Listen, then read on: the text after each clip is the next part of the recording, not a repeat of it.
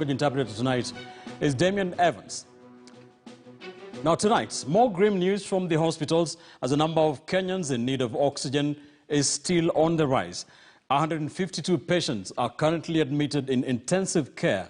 Yesterday, Health CS Mutahi Kagwe pleaded with Kenyans to return oxygen cylinders, citing shortage in hospitals. One family understands all too well what it feels like depending on packaged oxygen. We begin tonight with KTN Health and Science reporter Saada Hassan. In Kahawa West, Nairobi County, Jonathan and his wife Eunice Mwema invite us to their world. They have deep scars that will take time to heal. In February, they lost their son Emmanuel Mwema, who was dependent on oxygen tanks to survive. He developed the condition when he was 9 months old, and since then, there was no going back. The need had to be met. Akazaliwa normal vizuri, akiwa na kilo mzuri, kilo 3 na 3.6. Akazaliwa Kenyatta na kawa smart vizuri na tukaenda naye nyumbani. The family spent time in and out of hospitals. Every time Jonathan had to incur the costs of securing a taxi, since they had to carry a concentrator that would act in place of the oxygen cylinder. When they ran out, they would rush to industrial area to one of the suppliers who would fill up their cylinder. This began at the end of 2018. Kama wale wa mama wengine ungetamani tu kutoka na mtoto. Yani ukimzungusha kama wale wa mama wengine na hauwezi kumbeba na ile cylinder tutoke. It is every mother's wish to see their children growing up healthy and happy.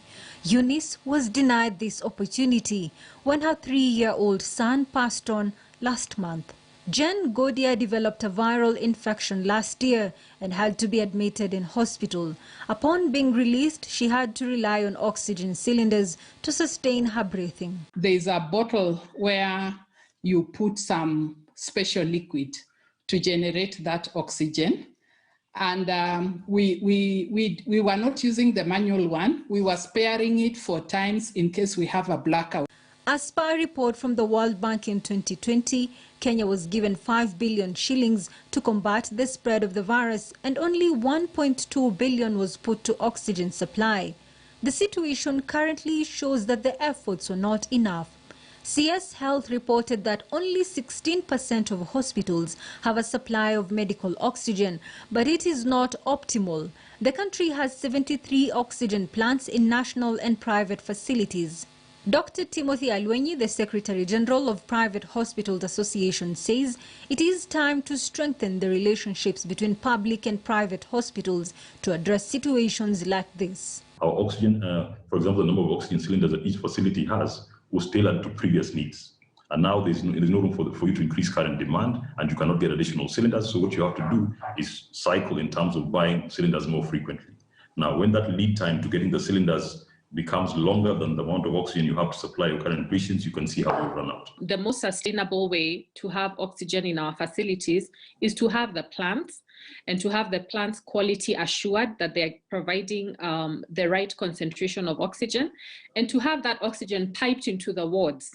Even as the Ministry of Health says that measures have been put in place to combat the situation, Kenyans can only wait to see what can be actualized. Saada Hassan, KTN News.